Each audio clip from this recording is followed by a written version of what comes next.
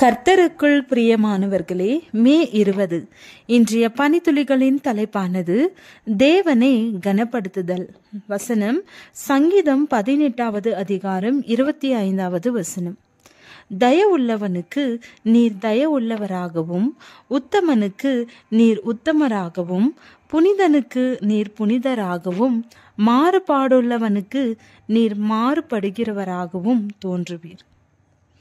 குடும்ப சந்தோஷம் என்னும் நாவலின் முக்கிய கதாபாத்திரமான செர்ஜே அழகும் இளமையும் நிறைந்த மாஷாவை சந்திக்கிறார். வயதில் மூத்தவரான ஷெர்ஜே உலகம் சுற்றும் ஒரு வியாபாரி. ஆனால் மாஷா உலகம் அறியாத ஒரு கிராமத்து பெண். இருவரும் ஒருவரை ஒருவர் நேசித்து பின் திருமணம் செய்து கொள்கின்றனர்.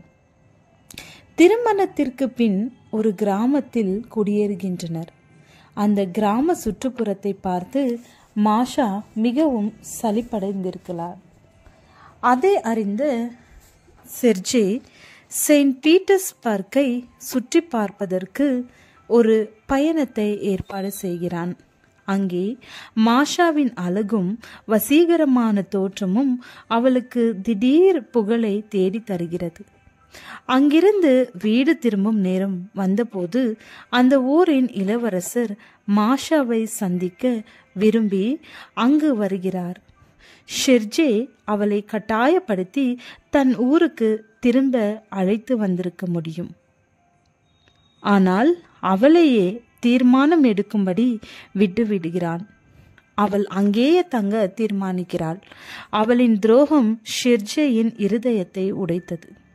ஷெர்ஜேயை போன்று அவருக்கு உண்மையாய் இருக்கும்படிக்கு தேவனும் நம்மை கட்டாயப்படுத்துவதில்லை. அவர் நம்மை நேசிப்பதால் அவருக்கு சாதகமாகவோ அல்லது எதிராகவோ தீர்மானம் எடுக்கும் அதிகாரத்தை நம்மிடத்திலேயே கொடுக்கிறார். அவருடைய குமாரன் இயேசு கிறிஸ்துவை நம்முடைய பாவங்களுக்கான பலியாக ஏற்றுக்கொண்டதே நாம் அவருக்கு சாதகமாய் எடுத்த முதல் தீர்மானம். தம்முடைய ஒரே பேரான குமாரனாலே நாம் பிழைக்கும்படிக்கு தேவன் அவரை இவ்வுலகத்திலே அனுப்பினதினால் தேவன் நம்மேல் வைத்த அன்பு வெளிப்பட்டது.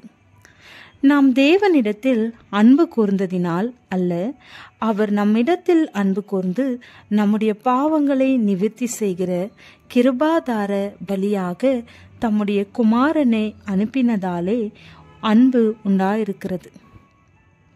அதற்கு பின்பு வாழ்நாள் முழுவதும் தீர்மானம் எடுக்கும் அதிகாரம் நம்மிடத்தில்தான் கொடுக்கப்பட்டுள்ளது.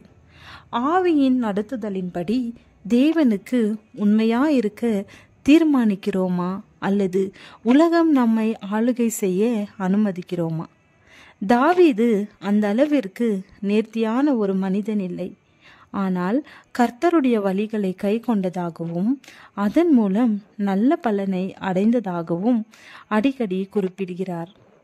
நம்முடைய தீர்மானங்கள் தேவனை கனப்படுத்தும் போது தயவு உள்ளவனுக்கு அவர் தயவு உள்ளவராக வெளிப்படுகிறார் என்று தாவீது சொன்ன ஆசீர்வாதத்தை நாமும் அனுபவிக்க முடியும்.